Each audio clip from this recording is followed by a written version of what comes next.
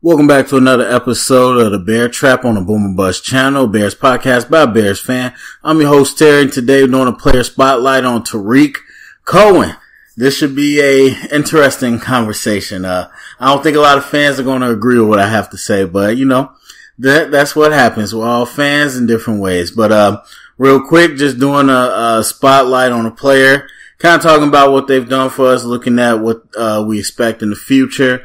Labeling them, as core player, starter, backup, piece to build upon, or, just another guy, things of that nature. So anyway, Tarik Cohen was a rookie last year, of course, one of the smaller backs out of NC-A&T.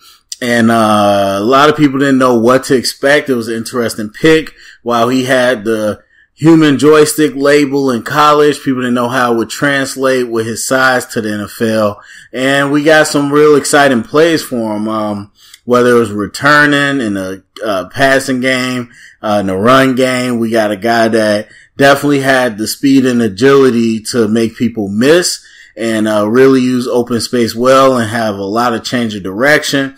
And really was just a complete change of pace from what Jordan Howard gave you. So definitely some juice off the bench, I would say. Then after that, that's when things kind of went different, and we started leaning on him a little too much in a gadget role, and I think that's where it kind of messed up. So again, not a big stat person per se, but definitely want to give the numbers out there. So he had 370 yards rushing, 353 yards receiving, so slightly more rushing yards, very slightly, than receiving yards. Now on the surface, that's like, okay. But you look at his attempts, his carries was 87, so that's 4.3 yards per carry, which is pretty decent. And then he had 2 touchdowns rushing, 1 receiving, 3 fumbles. So overall, I wouldn't say the production was very high. Of course, he's not the starting running back. And then as they started to use him out wide in different gadget roles, I actually think he did pretty well in the receiving game as far as running routes and correctly using space. But there's only so much a guy his size is going to be able to do downfield against bigger defenders. So the numbers okay. It was definitely much more of a spark early on in the year than it was later. And so, there you go. Also want to throw out, so he was featured in all 16 games. A lot of people worried about his health and all that, especially going forward, and we'll see. But while he is a shorter back, and he doesn't weigh a whole bunch, he is pretty solid.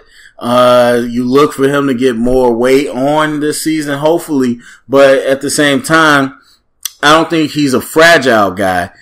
He's a bowling ball, he's kind of, compact. You think not exactly like Maurice Jones-Drew, but that's what you kind of think of. So I'm not too worried about that. I think he'll be able, especially with a half a running load, he'll be able to, be healthy. So I just feel like that the fans kind of fell in love with this whole gadget idea, and then the coaches did too, where, it's him passing the ball and, wildcat and jet sweeps, and some of those things can be effective, especially when you use it sparingly, but it's not something that I would want a player or a coach to fall in love with doing, because in the NFL, defenses adjust too well. You're not going to be able to get away with that every week. And so at the end of the day, just like scrambling quarterbacks, or, when they tried to do the option quarterback stuff, at the end of the day, you're going to have to play the traditional game of football. So he's going to have to run between the tackles, not just a zone stretch or a toss.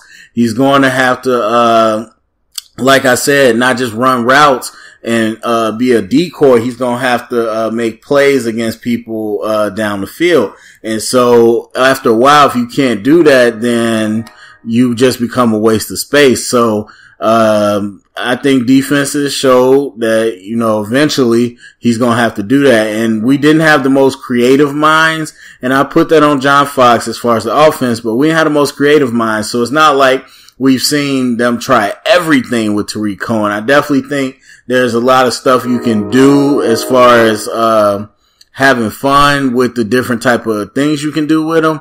But, at the end of the day, he has to be, a regular running back. And as far as what I saw, I think he has a lot more potential in between the tackles than some people think. He has amazing acceleration. He has a good burst. And I think his vision has to get there. He's more of a dancer right now. But we saw when the line blocks it up, even, with Jordan Howard. Jordan Howard's the opposite as far as athleticism. And so when they block it up right and we see it right, we can hit a home run, and not even, 50 yards or whatever, but, pick up 10 yards for a first down or a 20-yard explosion play. It's all there. And with Tarik Cohen, I think it'll be there too. The question is, when the hits pile up, then what are we going to continue to get from him?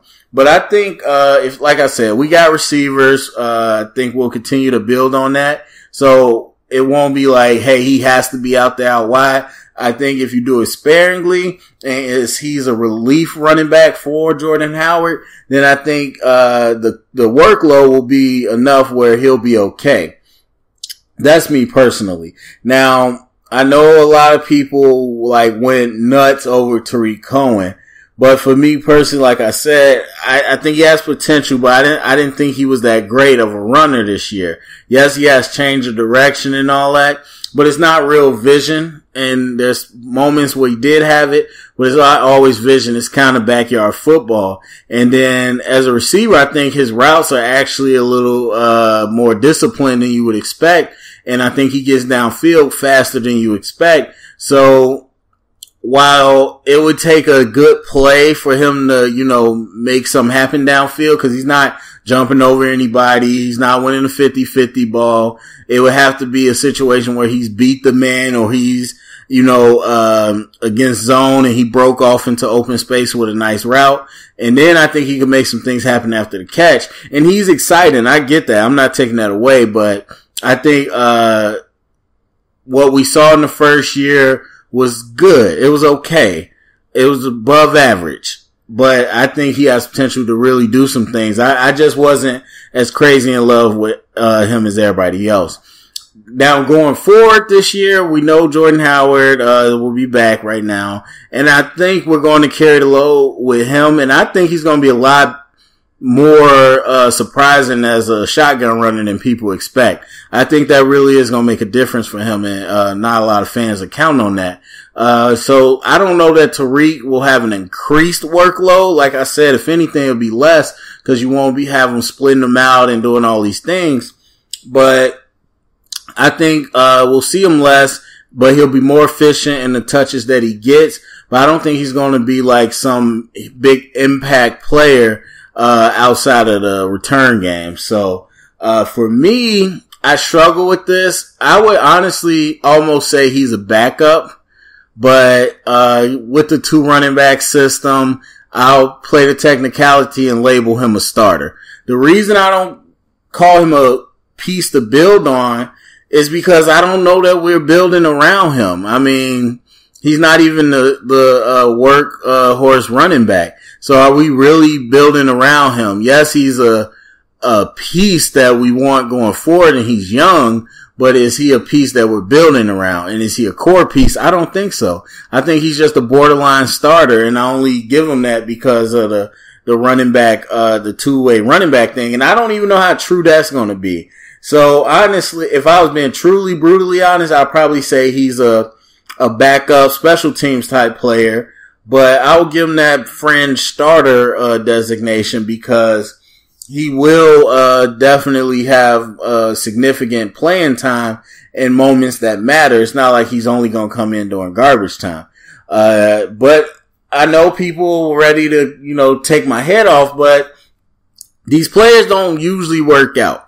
And that's why I said the league forces you to play traditional football at the end of the day. So for all these tweeners and athletes, you got, and a lot of them happen in Kansas City, you got McCluster, You had, the one guy from Oregon, I'm blanking on his name, but you had, Tavon Austin as well with St. Louis, now with Dallas. I mean, we've seen it before. It was another guy that was Pittsburgh. We've seen these guys before. Whoa, we don't know if they're a running back or a receiver. They're kind of a gadget guy. They're super athletic. It doesn't work out. You gotta, at the end of the day, have a discipline in both. And so I heard people like, yeah, Kansas City they didn't really have success with those type of players. They didn't pan out to be anything more than just, a gimmick. Now, you got Tarik Hill. He's a legit receiver.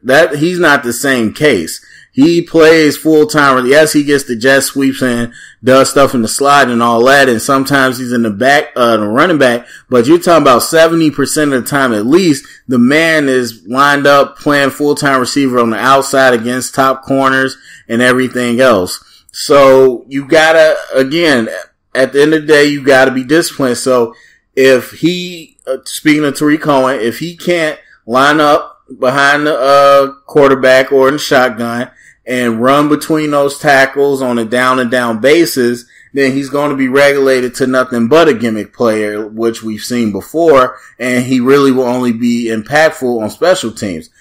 Me, however, I don't think that would be the case. I think Cohen can get to the point where he can, whenever he comes in, he can do all the plays. It's not like he's coming in and we only got half a playbook or we only got a special package for Tarik Cohen because he can't do this or that. I think he can be that type of player because he has that type of heart. He has that type of vision and hopefully continue to build his strength in his body to where he can do that.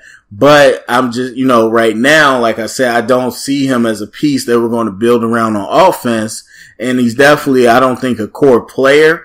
At the extent of it, you could probably argue he's a core special team player. But again, it's been 1 year, so we kind of got to give him more time to see what he does. But I like Cohen. I like the way he balls. I like the way he attacks the game. I'm excited to see him. So not hating on him at all, but I would have to say, if he was asking me, he's a fringe starter. So anyway, want to hear what you guys got to say. Go to the comment section. What do you think of Tarik Cohen first year? What do you think he's going to do this year? What would you label him as? Thumbs up, subscribe, share it around, get the convo started so everybody could chime in. And remember, stay up and bear down.